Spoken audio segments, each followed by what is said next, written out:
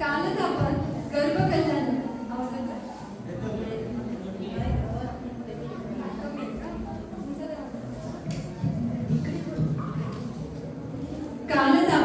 गर्भकल्याण म्हणजे काय ते पाहिले. गर्भात जीवाला डोळे कानाची रचना झाली नसली तरीही ते अतींद्रिय ज्ञानाचे अनुभव करत होते. तसेच शरीर रचनेची पूर्णता झाली नाही तरीही ते अतींद्रिय सुखाचे वेदन करत होते. त्यांची द्रव्यमनाची रचना झाली नाही तरीही त्यांना सम्यक दर्शन होते. म्हणजे तीर्थंकरांचा जीव गर्भापासून मोक्षापर्यंत आपल्या चैतन्य स्वभावाला जाणत असतात. म्हणजे आपणही आपल्या चैतन्य स्वभावाचा आश्रय घेण्याचा पुरुषार्थ केला पाहिजे. इथे मिळालेला संयोग व पुण्याचे वैभव पाहून त्यात अडकू नये ना. व आपणही आपल्या अनंत गुणाच्या माध्यमातून भगवंताची खरी ओळख केल्यावर आपल्याला सुद्धा सम्यक दर्शन सम्यक ज्ञानाची अवश्य होते. चला तर मग आपणही सगळे मोक्ष मार्गस्थ होऊया. तर इकडे इंद्राने मातेच्या सेवेसाठी देवकन्यांना आज्ञा दिली व देवकन्या मातेच्या सेवेसाठी हजर झाल्या. चला तर मग पाहूया या देवकन्या त्रिशला मातेची कशी सेवा करतात. पात्रे परिचय. त्रिशला माता स्वराली दोषी, देविया आरती दोषी, रिया दोषी, विहा दोषी, विधी दोषी, खुशी मेहता, अनिका दोषी, वीरा दोषी, गरिमा दोषी.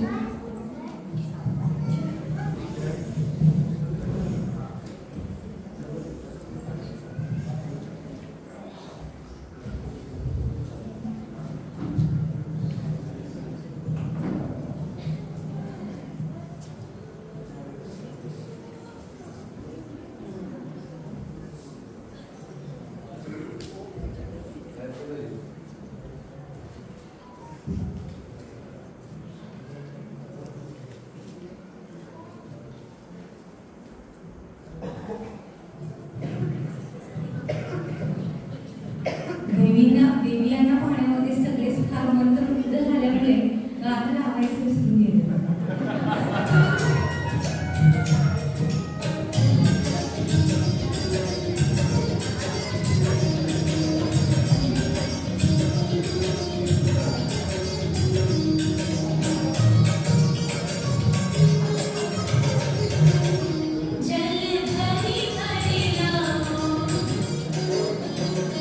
अपनी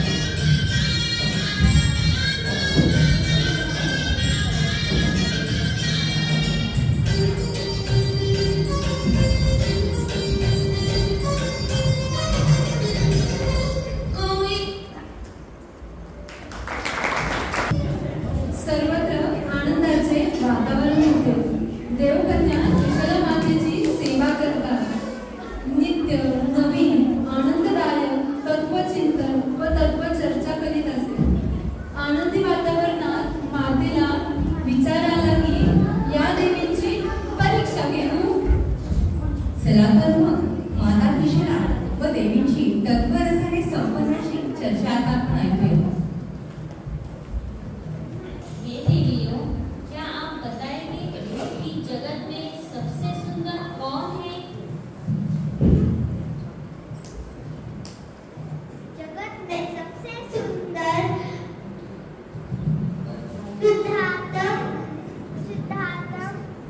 शुद्धात्म तत्व है माता. आत्मा का लक्षण क्या है और सर्वश्रेष्ठ कौन है?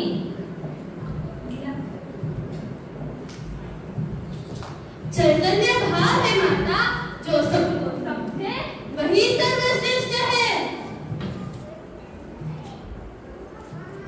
धर्मी का चिन्ह क्या है? धर्मी का चिन्ह शांत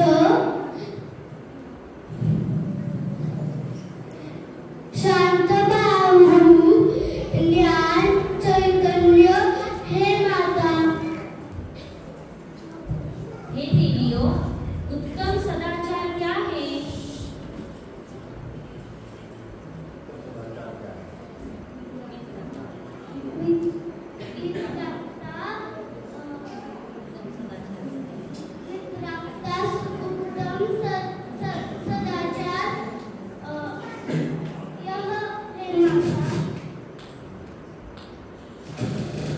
अब बताओ, पापी कौन है जगत में?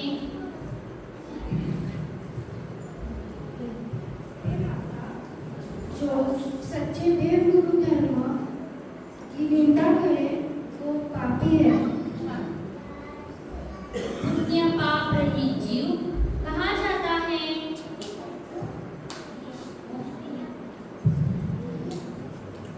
मोक्ष में जाता है माता. अब बताओ, वीर कौन है?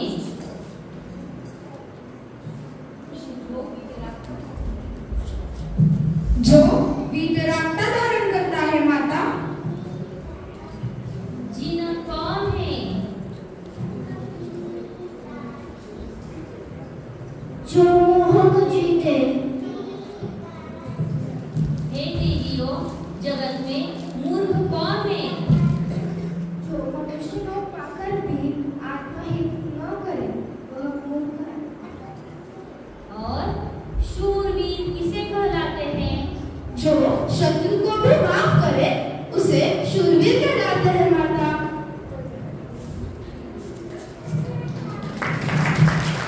चर्चा तुम्ही किती ग्रहण केली आता ते आम्ही पाहणार आहोत. मूर्ख कोण आहे कोण सांगू शकेल का? मूर्ख कोण आहे? चिडलेली आई प्रत्येक आपल्या बालकाला मूर्ख म्हणते हे उत्तर आम्हाला अपेक्षित नाहीये. मूर्ख कोण आहे? आता सांगितलं मातेने.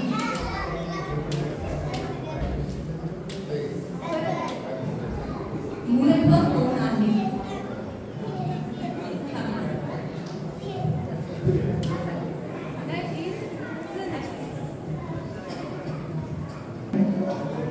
एकदम छान.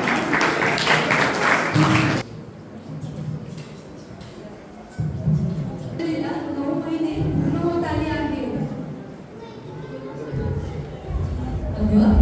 अगं पूर्ण होत आले नाही, बाळ जन्माला आलेलं आहे.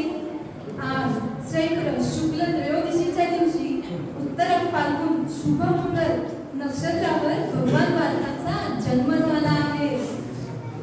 ज्योतिष विज्ञानुसार असा उत्तम योग 10 कोरडा-कोडी सागरामध्ये 24 वेळाच येतो. चला चला तर मग आपण पाहूया स्वर्गामध्ये काय झालं. त्याआधी आपल्या समोर सादर करत आहे एक छान भजन. तीर्थंकरांच्या आगमामध्ये हे सर्व मुले भजन म्हणत आहेत.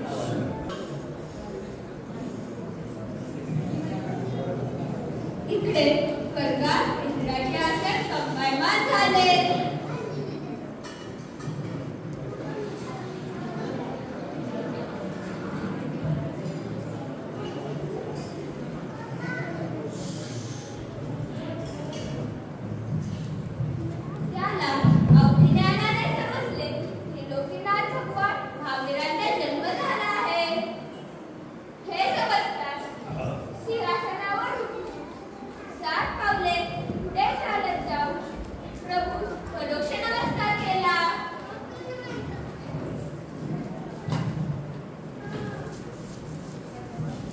तीर्थंकर जन्मास येतात त्यानंतर काय बदल होतो, कसा आनंद साजरा करतात, आपण ते पाहूया.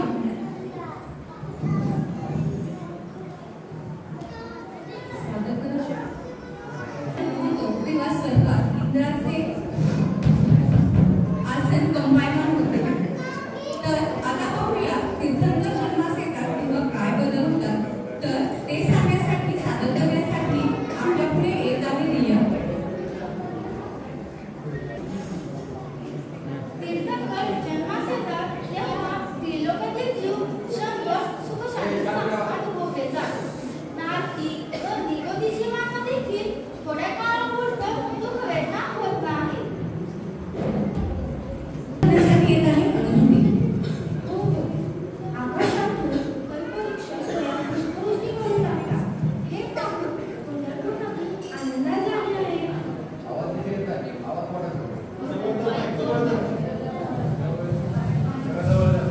आनंदित झाले आहे.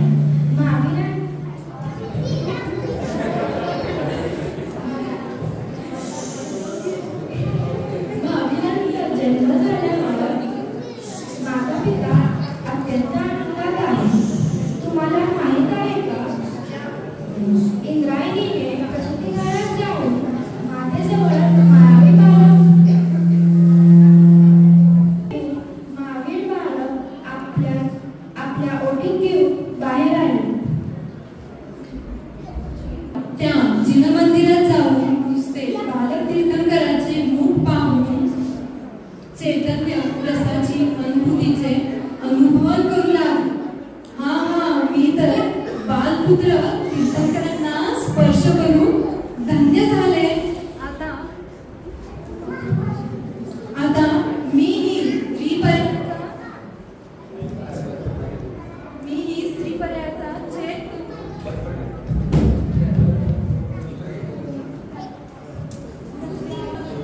मागास्त होणार असे म्हणत बालप्रभूंना इंद्राच्या हाती नेले.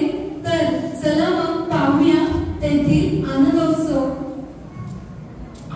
आणि पुढे काय झाले ते मी सांगते. त्या बालप्रभूंना पाहून इंद्राने त्यांचे दर्शन केले, पण तृप्ती न झाल्यामुळे 1000 नेत्र धारण करून त्यांची स्तुती केली. याप्रमाणे त्यांनी स्तुती करून भगवंतांना ऐरावत हत्तीवर बसून आकाश मार्गाने मेरू पर्वतावर नेले. तेथे पांडुशिलेवर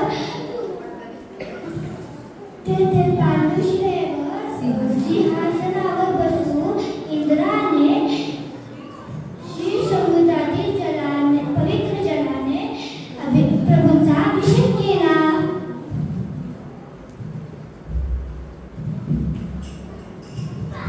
तीर्थंकर जन्मास येतात तेव्हा ते 3 ज्ञानाचे धारक असतात.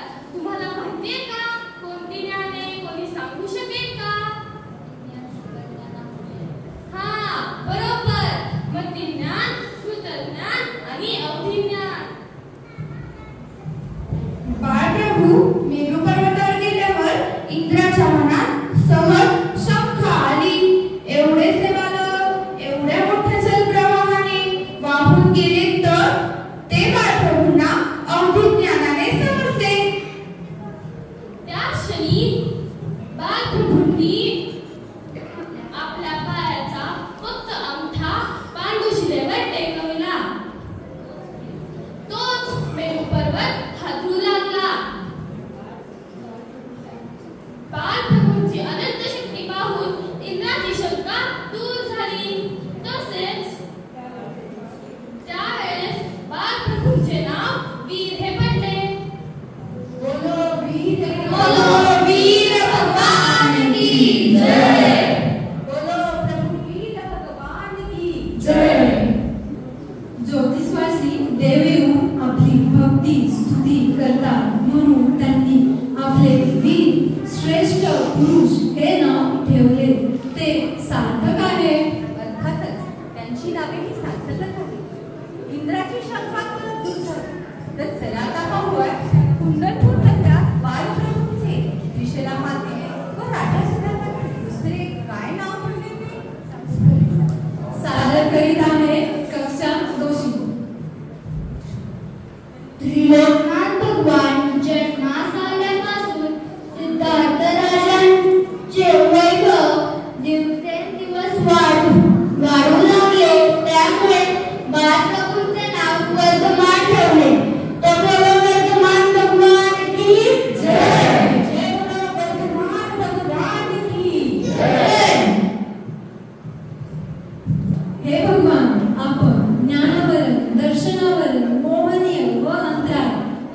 4 घाती कर्मांचा नाश केला आहे. आणि त्यामुळे आपण अनंत ज्ञान, अनंत दर्शन, अनंत सुख व अनंत वीर या अनंत चतुष्टय गुणांचा विकास केला. आणि म्हणूनच आपले नाव वर्धमान हे अर्थातच सार्थक आहे. तिसरे अनिका, चौथे वीरा, पाचवे अंशुल, 6वे इवांका, 7वे पार्थ, 8वे आदिश 9वे आर्सर. आणि 10वे आर्यभूष. खरं तर ही 10 अतिशय ऐकता ही पण आपल्यातली अतिशय आहेत सगळे. कारण जो काय गोंधळ आणि कालवा करून ते सगळ्यांना बदलून टाकतात, त्यामुळे त्यांना सिलेक्ट केले. बघा ही बालके कशी राहतात. आपल्यातली मोठी मोठी मुले सुद्धा स्टेजवर येऊन राहतात, तर तुम्ही छोटी बालके इतकी छान प्रकारे होतात. मला असं वाटतं मोठं झाल्यावर बाकी कोणाला प्रवचनाला बोलवायची गरजच लागत नाही. आणि खूप मस्त प्रकारे छान करतात.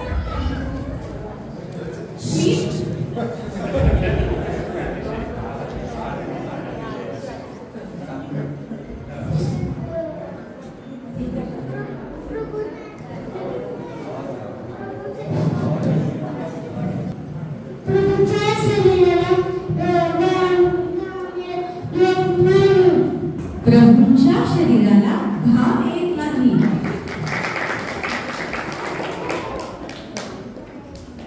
स्वस्ती.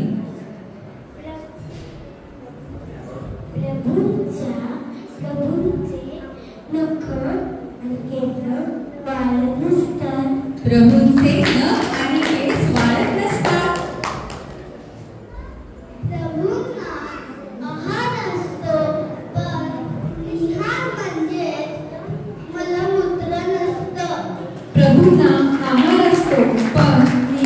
म्हणजे मल मूत्र नसते.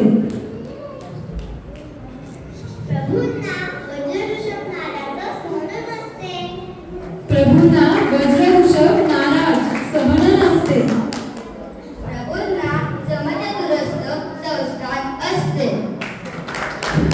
प्रभूंना चतुरस्त्र संस्थान असते. प्रभूंना रोगाधिक व्याधी नसतात. प्रभूंना 7 प्रकारचे भय नसते.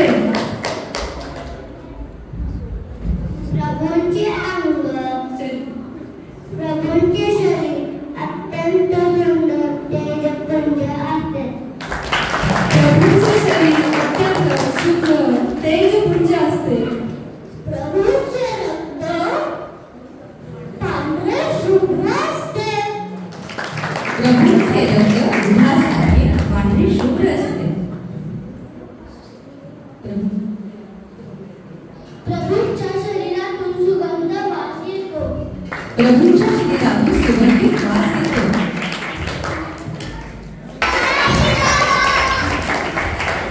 हे तुम्हाला कळलंच असेल. तर अतिशय म्हणजे सामान्य नाही, काहीतरी जे विशेष असतं ते अतिशय असतं. आणि आपल्या प्रत्येक बालकाला मला वाटत असेल की हा गुण आपल्या बालकामध्ये आहे. कारण जेव्हा कोणी सांगत असतं की शरीर तेजपुंज असतं, तर ते प्रत्येक आपलं बालक सुद्धा तेजपुंज आहे. त्याच्यामध्ये तो गुण आहे. तर हे सगळे भव्य जीव आहेत, कारण हे जिनवाणी ऐकण्यासाठी या जिनगृहामध्ये येत आहेत. तर हे अशी तेजपुंज असणारे शरीर, ज्यांचे रक्त हे शुद्ध रक्त दुधासारखे असते, ज्यांच्या शरीरामध्ये कोणतेही रोग आजार नसतात आणि जे 1008 लक्षणांनी युक्त असतात, त्यांना कोणतेही भय नसते, असे प्रभू तीर्थंकर जेव्हा अतिशय सहित जन्माला आले, तर त्याच्यामुळे काय होते पाहूया. पाण्यात दिसतात. ही म्हण कशी सार्थक आहे. ही गोष्टी रूपाने सांगत आहे गरिमा दोषी. एकदा संजय विजय नामक 2 चारणवृत्तीधारी मुनिराज तत्वचिंतन करत असताना शंका उत्पन्न झाली. ते विहार करून कुंडलपुरात गेले. तिथे त्यांनी सिद्धार्थ राजाच्या इथे आहार घेतला आणि पाण्यातले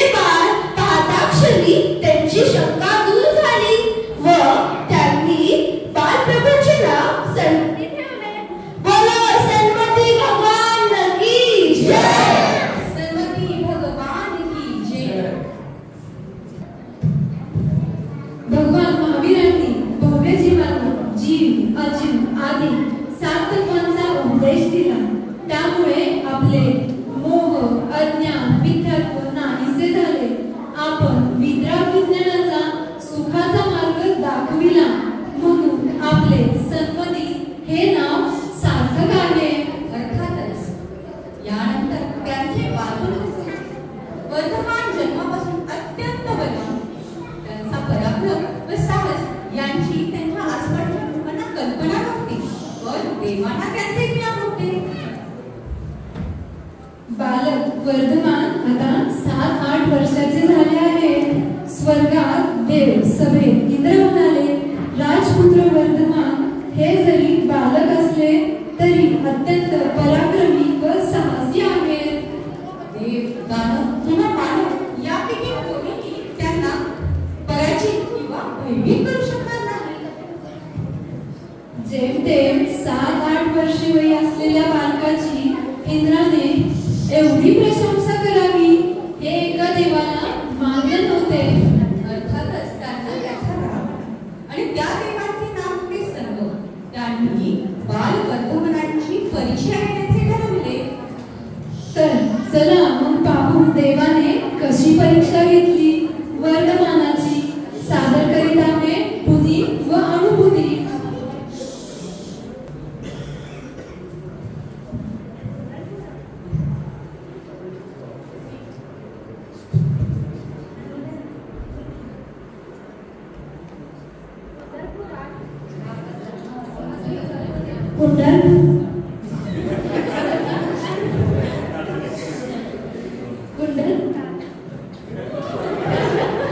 वर्धमान आपल्या मित्रांसोबत आमलबन नावाचा खेळ खेळत होते.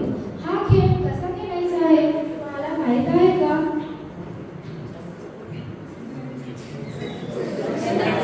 हो, सांगतो. या खेळात प्रथम एक झाड निवडले जात होते. मग त्या झाडाकडे सर्व मुले धाव घेत होते. मग जो मुलगा पहिल्यांदा झाडावरती चढून खाली उतरेल तो विजेता घोषित केला जात होता. मग प्रतियोगिता सुरू झाली. मग बालवर्धमानांनी जोरात धाव घेऊन झाडावरती चढले. तोपर्यंत एका देवाने त्यांची परीक्षा घ्यायची ठरवली व भयानक नाकाचे वेश प्रकट केले, रूप घेतले आणि झाडाला वेटोळा घातला. मग ज्यावेळेस बालवर्धमान झाडाच्या खाली उतरत होते तेव्हा त्यांनी त्यांचा फणा काढला. हे सगळं दृश्य पाहून सर्व मुले फार घाबरली. पण वर्धमान अजिबात न घाबरता त्या मुलांना म्हणाले, भिवू नका, शांत राहा असे म्हणून झाडावरून खाली उडी मारली. त्या नागाने पण त्यांच्याकडे झेप घेतली.